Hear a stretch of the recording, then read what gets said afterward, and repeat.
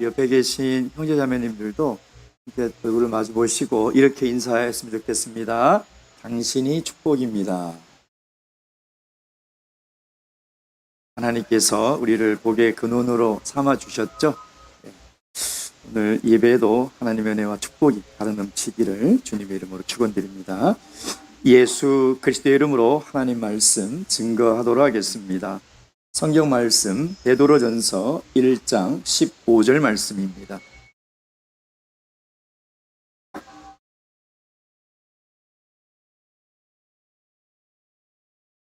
베드로전서 1장 15절 말씀입니다. 오늘 우리에게 주신 이 계시의 말씀을 통하여 우리를 향하신 하나님의 뜻을 깨달을 수 있도록 우리에게 주신 말씀으로 믿고 이 말씀 한 목소리로 읽도록 하겠습니다. 베드로전서 1장 15절 시작.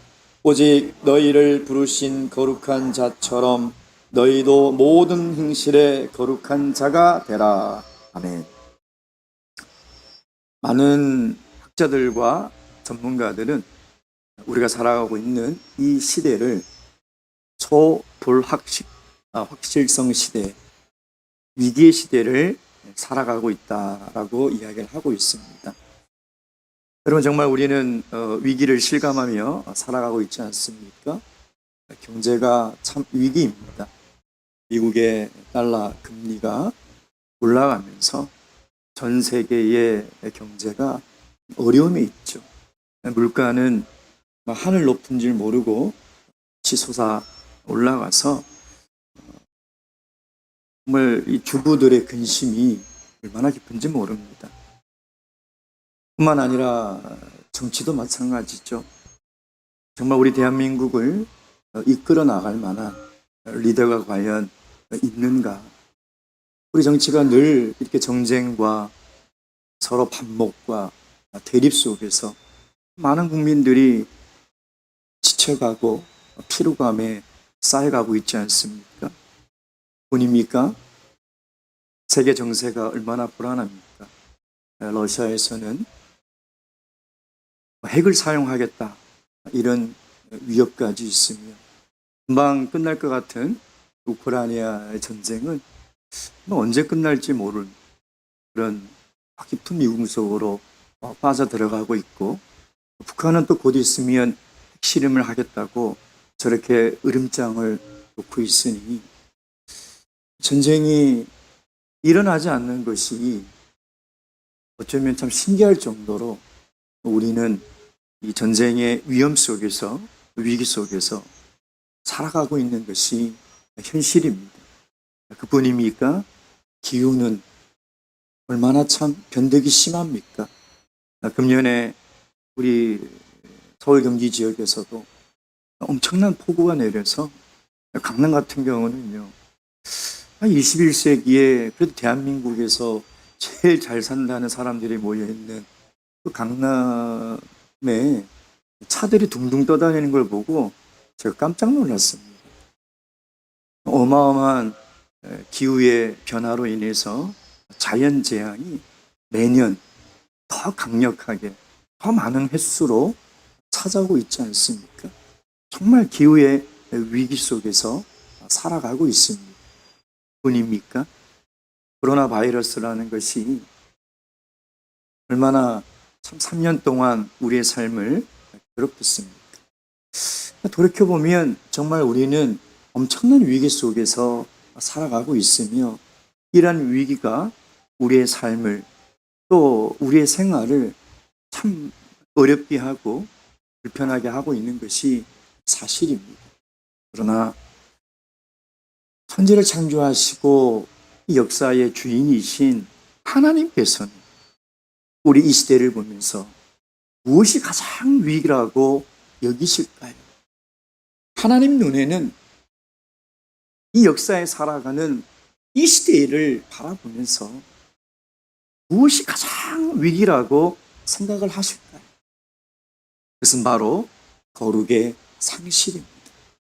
성도라는 거룩한 이름을 하나님께서 분명히 주셨건만 그 거룩함을 다 잃어버린 채 살아가고 있는 이 땅의 수많은 성도들을 볼 때 하나님은 가장 큰 위기가 그것이라고 이야기하고 있다는 것입니다. 여러분, 지금 교회는요, 과거에는 교회가 세상을 품고 세상이 저렇게 살아가면 안 되는데 라고 눈물을 흘리며 세상을 걱정하고 세상을 위해서 기도하며 세상을 향해 그리스도의 복음을 전파했습니다. 지금은요, 세상 사람들이 교회를 걱정해요. 교회가 저렇게 타락할 수 있을까? 교회가 저래 가지고 어떻게 될까? 교회를 걱정하고 있는 시대를 살아가고 있습니다. 성도라는 이름을 가진 수많은 크리스천들이 교회를 가는 것 빼고는 세상 사람들과 구별되는 것이 없습니다. 무엇이 구별됩니까?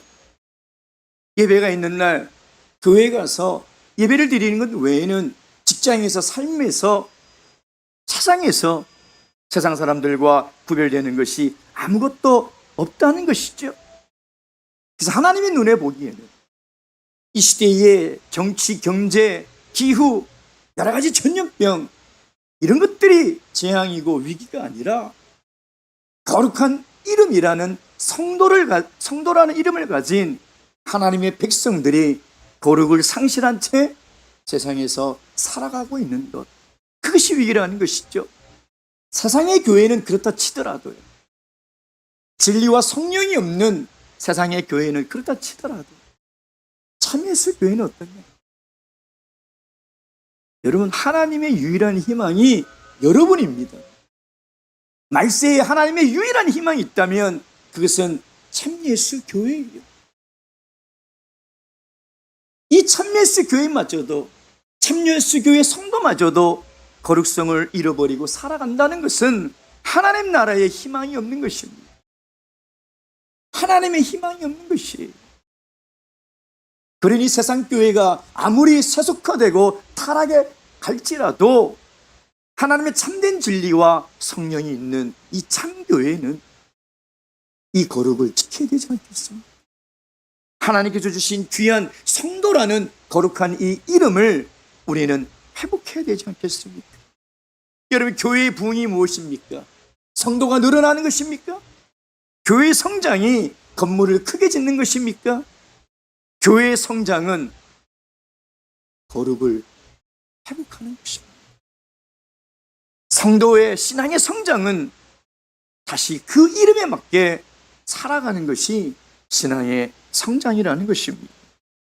여러분, 금번 영혼을 통해서 하나님의 마지막 희망이요, 유일한 희망이 말세의 이 참교회가 하나님의 이 거룩을 반드시 회복하셔서 하나님께서 이 거룩한 교회를 통하여 하나님께서 이루실 그 구원의 역사가 펼쳐질 수 있도록 2박 3일 이 영혼의 기간 동안 다시 한번 우리의 거룩을 돌아보시고 우리의 거룩이 회복될 수 있는 그런 귀한 시간이 되기를 주님의 이름으로 축원드립니다. 우리가 이 거룩, 이 성도라는 거룩한 이름을 다시 회복하기 위해서는요, 첫 번째, 거룩이라는 이 단어의 의미를 우리가 알아야 합니다. 거룩이라는 단어의 의미를 구구산에 찾아보니까요, 성스럽고 위대하다. 근데 이것이 마음에 와닿지가 않고 이해가 되지 않아요. 하나님께서 왜 우리에게 거룩하라고 말씀하셨을까? 성경에서 사용된 이 거룩이라는 단어를 찾아보니까 이 용례가, 이 거룩이라는 단어가 한 100번 이상 쓰였는데요, 대부분 어떤 의미로 쓰였냐면 분리되다, 구별되다, 이런 말로 쓰였다는 것이죠. 그래서 하나님께서 우리에게 거룩하라고 명령하신 이 거룩의 단어는 도덕적이고 윤리적인 의미가 아니라 신앙적인 의미라는 것입니다. 세상에서 우리를 불러내어 세상과 구별시켜 놓았다는 것입니다. 죄 가운데서 우리를 인도하여 내셔서 죄 가운데서 우리를 구별해 오셨다는 것이죠. 그것이 하나님께서 우리에게 말씀하시는 거룩이라는 의미라는 것입니다. 근데 그렇게 했다고 해서 이 거룩하라는 이 하나님의 말씀이 온전히 이해가 되냐? 그렇지 않다는 것이죠. 한 가지 의문이 생깁니다. 거룩은 하나님의 성품이죠. 거룩이라는 단어는 사람에게 쓸 수 있는 단어가 아니에요. 이건 하나님의 성품. 하나님이 왜 우리에게 내가 거룩하니 너희도 거룩하라는 이 명령을, 이 말씀을 하셨을까요? 여러분, 사실 우리 인간은 절대 거룩해질 수 없는 존재가 우리 인간입니다. 우리가 어떻게 거룩해질 수 있겠습니까? 올 초에 이 저녁에 뉴스를 보는데요, 대도 조세영 씨가 올해 나이가 84시더라고요. 근데 과거에 이 조세영 씨라는 사람이 아주 부유층의 집을 털어서 가난한 사람들을 도와줬다. 사실인지 아닌지 모르겠지만 그런 기사가 나서 대도라는 별명이 붙지 않았습니까? 이 사람이요, 출소를 해서 괴가선언을 했어요. 그래서 목회를 하기 시작했습니다. 선교사가 되어서요, 일본에까지 가서 거기서 선교를 하고 간증을 하고 다니다가 거기서 또 절도를 해가지고 잡혔어요. 근데 이번에 나이가 84시예요. 할아버지. 84세 할아버지가 또 남의 집에 담을 넘어가가지고 또 남의 물건을 훔치다가 붙잡힌 거예요. 그 모습을 제가 이렇게 쭉 보는데 두 가지가 깨달아지더라고요. 아, 정말 3살 버릇 80까지 갔구나. 그래서 이번에 잡혀가서 이 조세영이라는 이 사람은요, 17번째 감옥에 들어가는 겁니다. 그리고 두 번째 깨달은 게 뭐냐면, 나도 저 사람과 하나님 앞에 나와 회개하고 또 뒤돌아서서 또 죄짓고 또 나와서 또 회개하고 또 뒤돌아서면 또 죄짓고 17번이 아니라 수천 번, 수만 번 그렇게 살아가는 저의 모습을 보니 저 사람이나 내가 다를 것이 하나도 없다는 것을 저는 깨닫게 되었습니다. 로마서 3장 10절에 기록되었으되 의인은 없나니 하나도 없다. 어떻게 우리가 하나님의 거룩의 성품을 흉내낼 수 있으며 우리가 어떻게 거룩한 삶을 살아갈 수 있겠습니까? 우리 모두 다 죄인이에요. 죄를 짓지 않고서는 살아갈 수 없는 존재라는 것입니다. 그러니 내가 거룩하니 너희도 거룩하라는 이 하나님의 말씀 앞에 우리는 포기해버려. 야, 이건 할 수 없는 일이다. 그래서 하나님께서 예수 그리스도를 이 땅에 보내주신 것이죠. 우리의 노력과 우리의 행위로는 도저히 거룩해질 수 없고 내 마음의 죄를 해결할 수 없으니 예수 그리스도의 십자가로 말미암아 우리를 거룩한 백성으로 삼아 주셨다는 거예요. 그리스도의 그 보혈로 말미암아 물과 성령으로 거듭나 거룩하지 않은, 거룩할 수 없는 나에게 성도라는 거룩한 이름을 주셨다는 것이죠. 만약에 우리의 노력과 우리의 행위로 우리가 거룩해질 수 있다면 예수 그리스도가 이 땅에 오실 이유가 없는 것이, 그렇지 않습니까? 여러분, 기독교 역사에 보면 수도원의 역사가 있습니다. 수도원. 저도 유럽이나 이 해외에 유명한 이 수도원을 몇 군데 방문했었는데요, 어떤 수도원은 출입문이 없어요. 그래서 아주 긴 굴뚝처럼 쭉 올려놓고요, 이 먹을거리나 사람은 이 도르래를 타고 올라가요. 그래서 그곳에서 까만 옷을 입고 정말 하루에 필요한 말 외에는 말을 하지 않고 하루 종일 기도하고 말씀을 읽습니다. 왜 그랬을까요? 세상에 있으면 죄를 짓는다고 생각하는 것이죠. 그래서 어떤 수도원에는요, 정말 사람이 근접할 수 없는 절벽 그 꼭대기에 이렇게 수도원이 있어요. 사람이 갈 수도 없어요. 거기서 하루 종일 하나님께 기도하고 하루 종일 하나님 말씀을 읽고 거기서 아주 간소한 음식을 먹고 살아가는데 똑같이 죄를 짓다.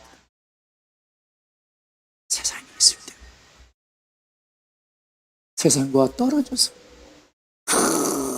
오지에 있을 때는 똑같이 죄를 짓더라는 거예요. 세상이 더러운 것이 아니라 우리의 마음이 더러운 것이고, 세상이 죄악으로 가득 찬 것이 아니라 내 마음이 더러웠다는 것이, 예레미야서 보면 뭐라고 얘기했습니까? 만물보다 심히 부패한 것이 사람의, 여러분, 내 마음보다 더러운 것이 어디 있어요? 내 마음보다 더러운 것이 없어요. 정말 우리의 마음은요, 썩어 문드러져서 악취가 풍기지 않습니까? 근데 세상보다 더 더러운 것이 우리 마음에 있다는 것이에요. 근데 왜 중세시대에 이런 수도원의 문화가 있었을까요? 거룩이라는 단어의 의미를 오해했기 때문인 것이죠. 하루 종일 기도하고 말씀을 읽으면 거룩해질 수 있을 거라는 이 거룩에 대한 오해가 있었다는 것입니다. 사랑하는 성도 여러분, 우리가 속세를 떠나서 정말 사람들이 살지 않는 무인도에 모여서요, 하루 종일 기도하고 하루 종일 말씀 읽고 예배드리면 우리가 거룩해질까요? 우리가 정말 거룩한 사람이 될 수 있을까요? 사람은 절대 그렇게 될 수 없어요. 거룩은 상태가, 내가 거룩해지는 것이 아니라 거룩은 관계예요. 무슨 말이에요? 내가 거룩해질 수 없으니 거룩한 그리스도의 성품 안에 내가 참여해야 한다. 나는 도저히 거룩한 삶을 살 수 없으니 거룩한 그리스도 안에 내가 살아가야 된다는 것입니다. 그분 안에 살아야 돼요. 그리스도에 속해서 살아가야 된다는 것입니다. 여러분, 예수님 당시에 가장 거룩하다고 여겨지고 있는 사람이 바리새인입니다. 바리새라는 이 단어 자체가 뭐냐면 거룩하다라는 단어에서 나옵니다. 그래서 바리새인은 구별된 자, 분리된 자, 이런 뜻이죠. 이 사람들은요, 다른 사람들과 구별된 삶을 살았어요. 철저하게 구별된 삶을 살았죠. 율법을 얼마나 엄격히 지켰습니까? 바리새인들보다 안식일을 철저하게 지킨 사람들은 역사에 없습니다. 그리고 금식을 하고 구제를 하고요, 이 모세의 율법을 목숨보다 더 지켰어요. 스스로도 거룩하다라고 생각했고요, 당시에 수많은 유대인들도 바리새인들은 정말 거룩한 삶을 살아가고 있다고 인정하고 칭찬했습니다. 예수님의 평가가 어떨까요? 마태복음 23장 27절 말씀 보겠습니다. 마태복음 23장 27절 말씀. 마태복음 23장 27절 말씀.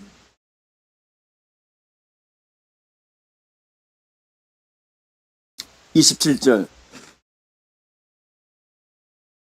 함께 읽겠습니다. 시작. 화 있을진저 외식하는 서기관들과 바리새인들이여, 해칠한 무덤 같으니 겉으로는 아름답게 보이나 그 안에는 죽은 사람의 뼈와 모든 더러운 것이 가득하도다.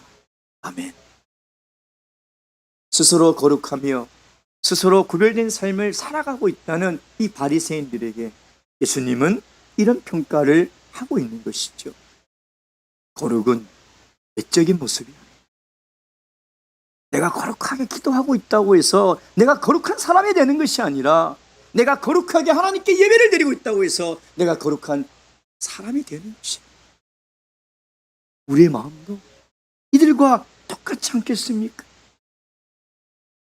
사람의 눈은 속일 수 있지만 하나님의 눈은 속일 수 없는 것이에요. 절대 외형적으로 드러나는 것으로 그 사람의 신앙을 판단할 수 없는 것이죠. 근데 왜 이런 일이 일어났습니까? 거룩이라는 이 참된 의미를 잘못 이해하고 있었기 때문인 것이죠.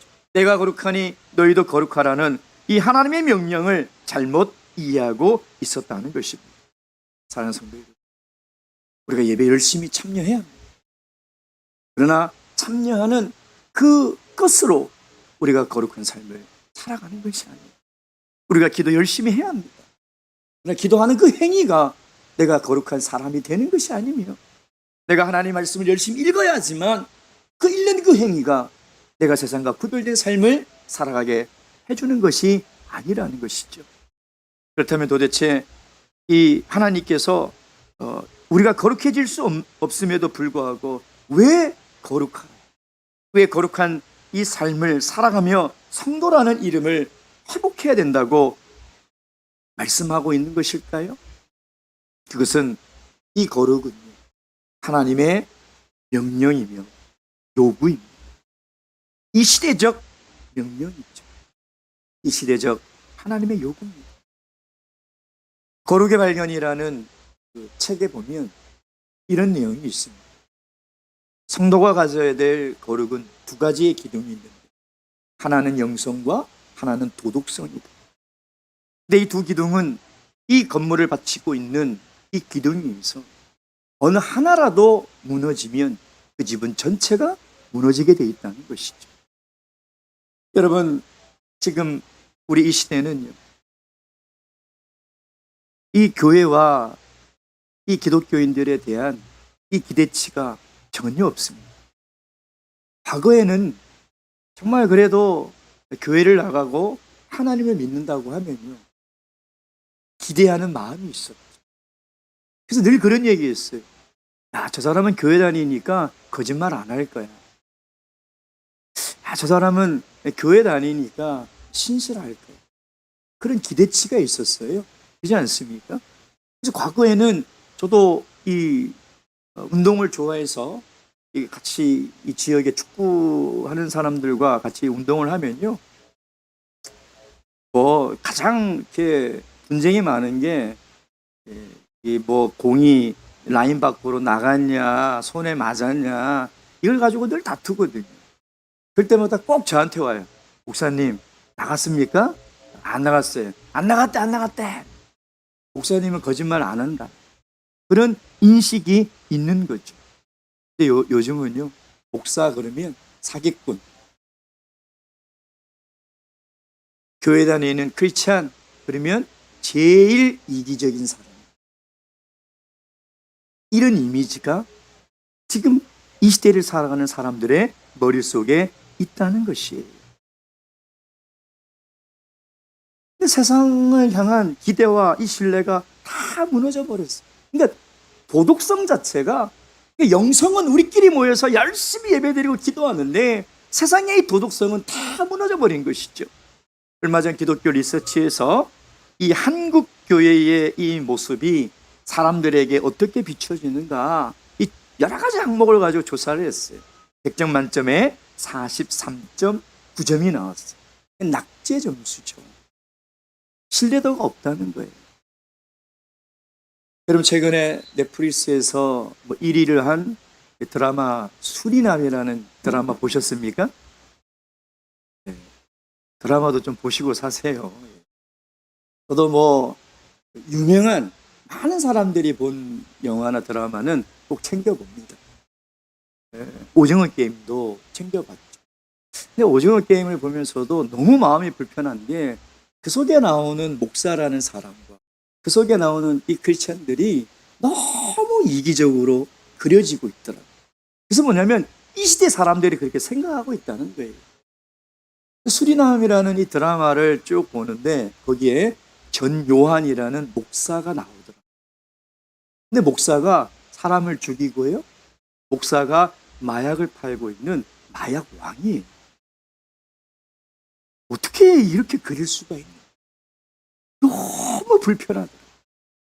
하나님의 명령이고 하나님의 뜻이라면서 사람을 죽이고요, 하나님의 은혜라면서 다른 사람들의 돈을 갈취하는 그 모습을 보면서 어떻게 목사를 저렇게 그릴 수가 있을까? 너무나 불편하고 너무나 마음이 아팠어요. 세상에 저런 목사가 어디냐? 라고 생각을 하고 너무나 괴로워하고 있는데 PD수첩에서요, 사랑의 제일교회에 그 사람들 성이 전씨예요. 전땡땡 목사의 얘기가 나오는데 드라마에서 그린 목사랑 다를 게 없더라. 다를 게 없어요. 하나님의 뜻이라는 그 말도 되지 않는 명목으로 법 위에, 어쩌면 하나님 위에 군림하면서 자기의 사리사욕을 다 채우고, 그렇지 저것을 어떻게 교회라고 이야기할 수 있을까? 근데 세상에 많은 사람들은 그 모습을 통해서 교회의 모습을 생각하고 있다는 것이죠.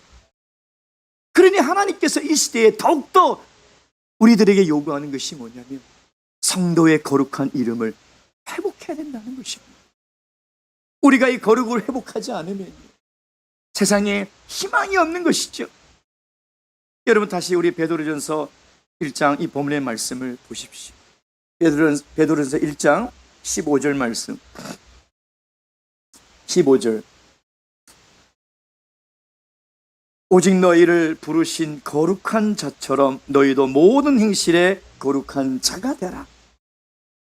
하나님께서 우리를 거룩함으로 부르셨다는 것은 뭐냐면 우리가 거룩한 성도가 되는 것이 하나님이 우리를 향한 요구며 명령이라는 것입니다.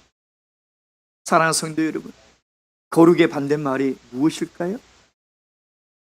그것은 세속.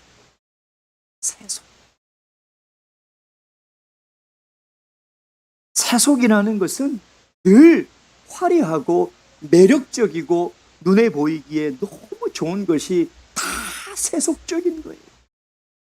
아담과 하와가 최초로 범죄한 이유가 뭐냐면 그 열매를 보니 보암직했기 때문에, 그것을 본즉 먹음직도 하고 보암직도 했다. 여러분, 세상에 있는 것들은 정말 매력적인, 돈 얼마나 매력적입니까? 그렇지 않아요?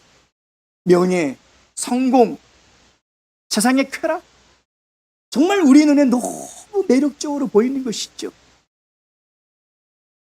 우리가 거룩을 잃어가는 가장 무서운 것이 뭐냐면 우리의 교회 공동체와 내 삶이 세속화돼.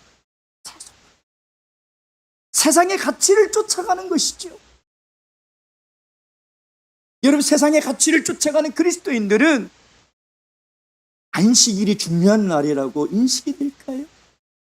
이날 자녀들을 1시간이라도 더 학원에 보내서 한자라도 더 가르쳐서 좋은 대학 가야 되는 것이죠. 여러분, 이것이 세속화예요. 교회가 점점 세속화되다 보니까 금과 은은 넘쳐나는데 예수 그리스도의 능력은 다 사라졌고, 여러분, 세속의 특징은 늘 이렇게 매력적이고 화려한, 그래서 교회는 이 세상의 이 가치관이 우리 안으로 들어오지 않도록 힘써 막아요. 그것이 성도라는 거룩한 이름을 회복하는 가장 중요하고 가장 시급한 일이라는 것입니다. 여러분, 성도는요, 세상의 이 가치관으로 살아가는 존재가 아니라 세상의 가치와 반대되는, 눈에 보이지 않는 것을 더 가치 있게 믿고 붙들고 살아가는 존재가 성도예요. 하늘의 것을 바라보고 눈에 보이지 않는 영생을 바라보고 믿음보다 더 귀한 것이 어디 있겠습니까? 그것을 붙들고 살아가는 것이 성도라는 것입니다. 사랑하는 성도 여러분, 하나님의 부르심을 받은 성도는 세상이 점점 불의해질수록 성도는 더 공의로워요. 세상이 점점 더 더러워질수록 성도는 더 성결해야 합니다. 세상이 점점 더 타락해질수록 성도는 더 경건의 생활을 추구해야 한다는 것입니다. 베드로전서 2장 5절 말씀 보겠습니다. 베드로전서 2장 5절 말씀. 2장 9절입니다. 2장 9절. 베드로전서 2장 9절 함께 읽도록 하겠습니다. 2장 9절 시작. 오직 너희는 택하신 족속이요 왕같은 제사장들이요 거룩한 나라요 그의 소유된 백성이니 이는 너희를 어두운 데서 불러내어 그의 기이한 빛에 들어가게 하신 자의 아름다운 덕을 선전하게 하려 하심이라. 아멘. 오늘 베드로 사도는 우리의 정체성을 뭐라고 말씀하고 있습니까? 오직 너희는 택하신 족속이요 왕 같은 제사장들이요.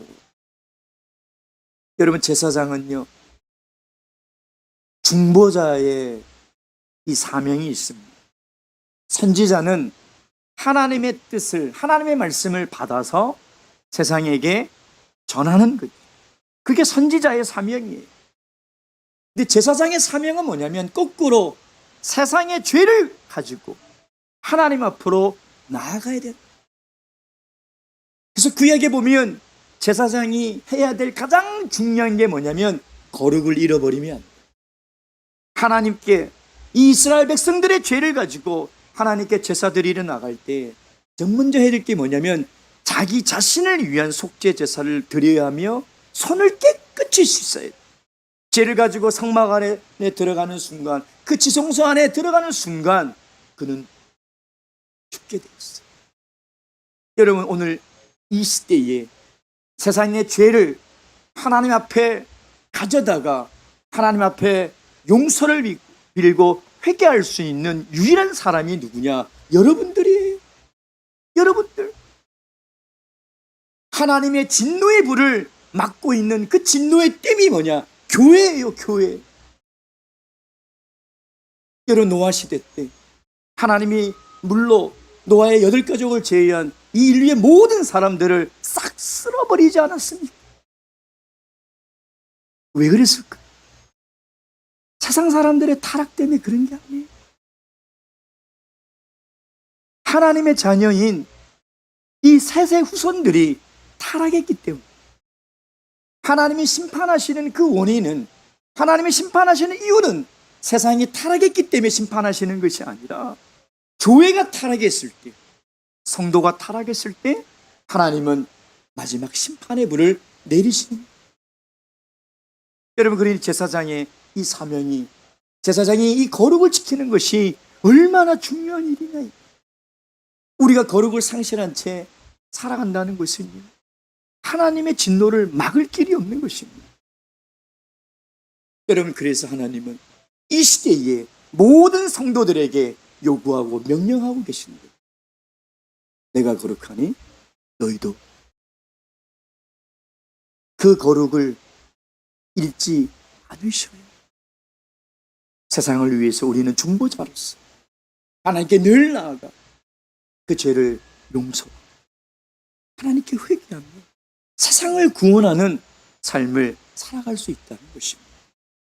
사랑하는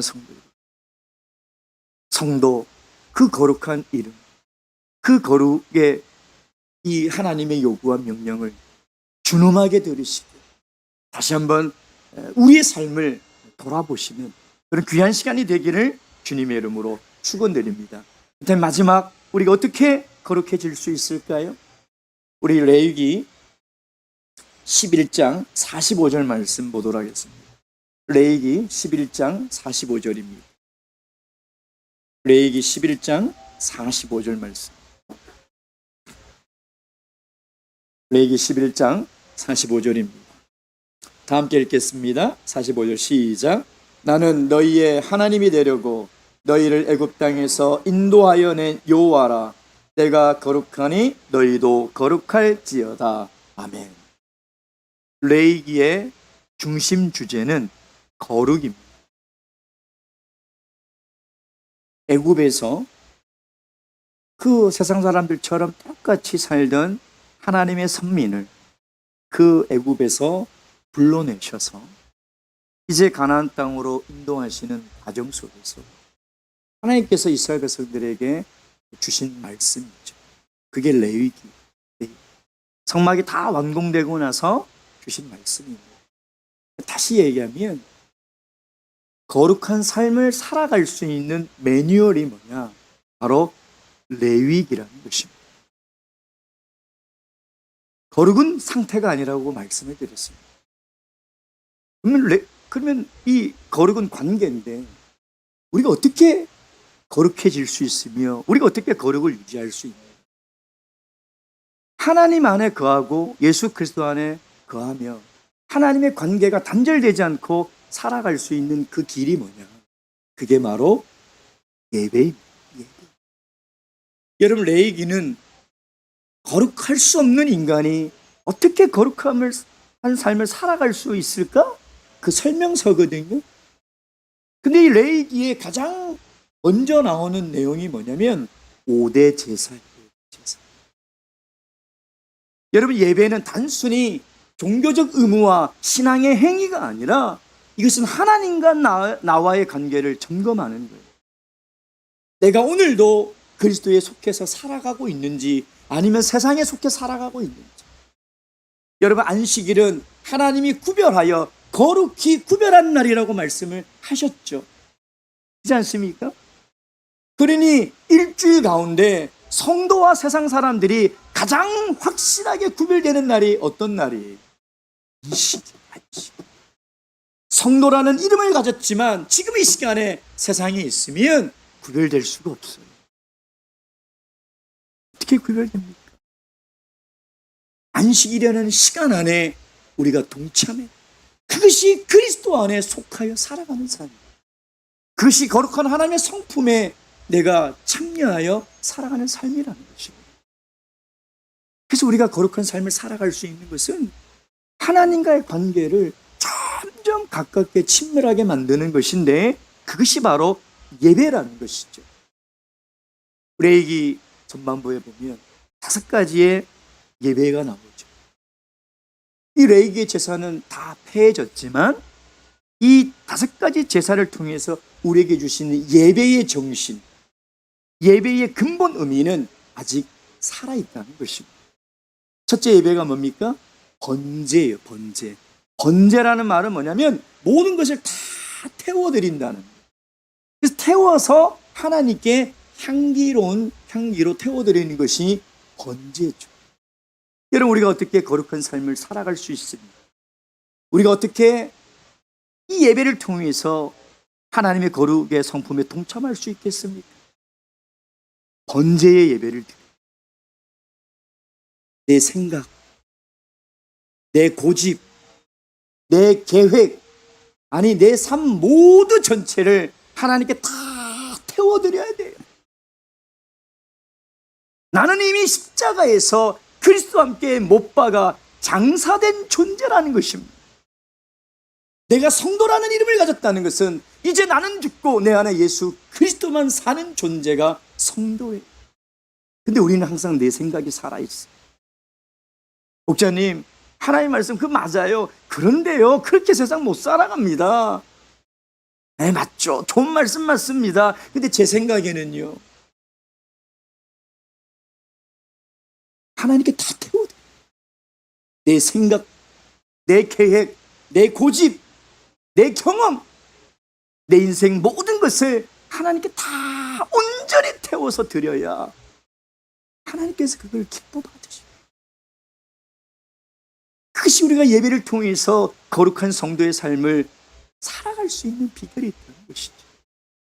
여러분, 저는 예전에 이 동네 마을에서 동네 아저씨들이 개를 잡아서 털을 벗기고 그걸 태우는 걸 봤거든요. 완전히 안 타고 더 이상하게 타니까 그것처럼 고약한 냄새가 나고요. 그것처럼 보기 싫은 것이 없더라. 여러분, 나는 다 사라져. 내가 하나님을 믿으면서 아직도 내 고집이 살아있고 내 생각이 살아있고 내 뜻이 살아있다면 여러분 다 태워드리시기 바랍니다. 그리고 두 번째 이야기하는 것이 소제지 않습니까? 소제. 소제는 유일하게 피가 없는 제사예요. 곡물로 하나님께 드리는 제사죠. 그러니 곡물로 드리는 제사니 이 소제에 여러 가지 의미가 있지만 그 중에 하나가 뭐냐면 여러분, 농사를 지으려면 얼마나 이 수고의 땀과 이 수고가 다 거기에 쏟아붓습니까? 그래서 이 쌀 한 톨도 흘리지 말라고, 남기지 말라고, 거기 농부의 피와 땀이 있고 수고가 있다고 이야기하고 있지 않습니까? 그럼 예배는요, 다 이런 우리의 수고가 하나님의 제물 위로 올라가요. 아니, 예배를 드리는데 목자님만 맨날 수고해 보세요. 말씀 준비한다고 그냥 수고하고. 우리가 하나님께 드린 예배는 모두가 다 수고. 찬양인도자는 찬양인도를 하기 위해서 숙고하고요. 뭐 영상팀은 또 방송을 위해서 숙고하고, 또 이게 물 한 잔 떠다 두시는 것도 이게 얼마나 큰 수고인지 압니까? 사실 예배 때마다 제가 제일 감사를 드리는 분이 이분이에요. 누군지 모르지만 정말 감사해요. 근데 우리 이 시대에 가장 귀하고 큰 수고가 뭘까요? 시간을 내는, 시간. 제가 서울에 와보니까 서울 사람들은 왜 이렇게 바쁘게 사는지요? 시간을 못 내시더라. 제가 신방을 가겠다는데 목사님 시간이 없어요. 신방 예배를 드리겠다는데도 시간이 안 돼요. 시간을. 사랑하는 성도, 우리가 거룩한 삶을 살아가고 하나님의 거룩한 성품에 동참하려면 이 시간을 내야 돼요.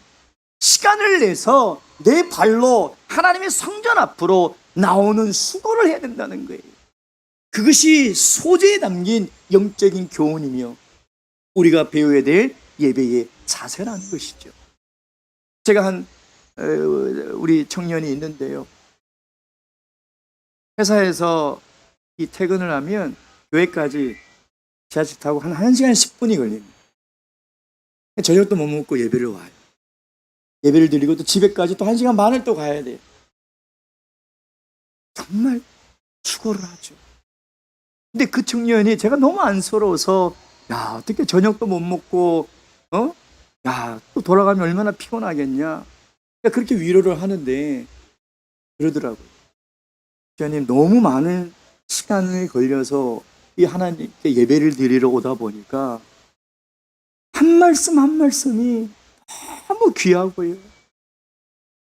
그 시간 1분 1분이 너무 은혜스럽다는 거예요. 수고스럽지 않다는 것이죠. 여러분, 특별히 이 도시에 있는 교회들은 정말 저녁 예배 나오기가 너무너무 힘들어요. 그렇지 않습니까? 근데 예배에 나오는 수고를 하려면 시간을 내는 수고를 반드시 해요. 이게 가장 어려운 수고예요. 우리에게 있어서. 헌금? 그냥 믿음으로 있는 돈 하나님께 하면 되고요. 근데 예배를 드리러 가는 그 수고는 정말 이 엄청난 수고를 하는 것이죠. 근데 그 수고가 있을 때 하나님은 우리의 예배를 기뻐 받으시고 우리는 하나님의 거룩한 성품에 동참하며 살아갈 수 있는. 오늘 원로 목자님이요, 퇴임하시고 아주 긴 시간이 지나서 이제 자기가 예전에 다니었던 그 교회를 딱 하셔서 하시는 말씀이 있어요. 그분이 그러시더라고요. 참, 예전에 차로 다 예배 시간 때마다 실어 나르던 성도님들은 한 명도 안 보이고 자기 발로 걸어 교회 온 사람들만 남아있는, 그 얘기를 하시더라고요.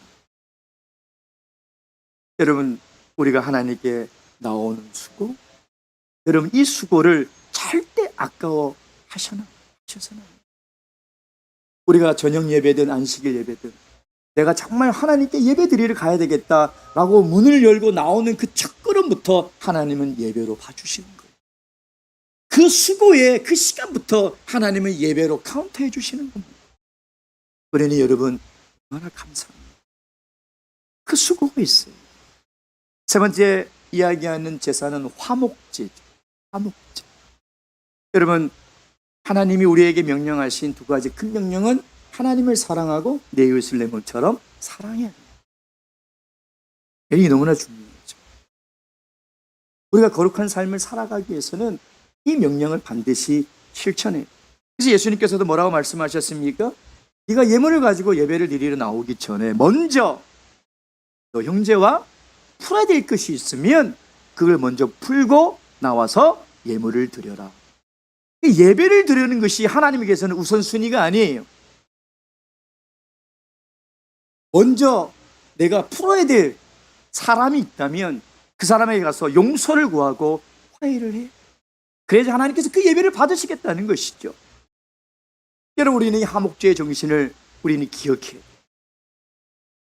세상에서 어떻게 살아가든 사람들에게 손가락 당하고 트러블 메이커가 되어서 내가 가는 곳마다 분란이 일어나고 화목이 깨어지고 그러든 말든 나는 교회 와서 하나님께 예배드리면 돼. 그건 잘못된 신앙. 하나님이 받으시는 예물은, 하나님이 받으시는 예배는 그걸 먼저 화해하고 용서하라는 것입니다. 혹시 우리 동북교회 성도님들 가운데서도 아직 사람 간에, 인간 간에, 성도 간에 풀지 못하는 것이 있으시다면 반드시 화해하세요. 용서하시고 용서해 주세요. 그것이 우리가 성도, 그 거룩한 이름을 회복하는 비결이라는 것입니다. 마지막에 나오는 제사는 속죄제와 속건제입니다. 둘 다 회개의 제사. 회개. 우리는 늘 죄를 짓고요, 늘 죄를 지으며 살아갑니다. 부지부식간에도 죄를 짓고요, 예배를 드리면서도 마음속으로는 죄를 짓고요. 저는 제 스스로를 깜짝 놀란 게 뭐냐면 성령으로 충만하게 기도하는데 제 머릿속으로 죄를 짓고 있더라고요. 아, 나라는 존재는 이런 존재구나. 희망이 없어요. 무슨 희망이 없습니까? 우리를 보면. 그래서 하나님을 더 바라보게 되고, 그래서 예수 그리스도의 은혜를 더 우리가 바라보게 되는 것 아니겠습니까? 사랑하는 성도 여러분, 하나님께서 우리를 거룩함으로 부르신 것은 우리 보고 완전하라는 것이 아닙니다. 우리가 거룩할 수 있기 때문에 거룩하라는 것이 아닙니다. 거룩한 하나님과 동행할 수 있지 않습니다. 우리는 거룩할 수 없지만 거룩한 하나님의 성품에 동참할 수 있지 않습니까? 그것이 바로 예배자의 삶을 살아가는 것이죠. 바라옵기는 금번 영혼을 통해서 우리 동북교회 모든 성도님들이 그 성도라는 거룩한 이름을 꼭 회복하셔서 여러분의 삶을 통해서 하나님의 영광이 더욱더 드러나는 그런 귀한 삶을 다 살아가시길 주님의 이름으로 축원드립니다. 묵도하시겠습니다.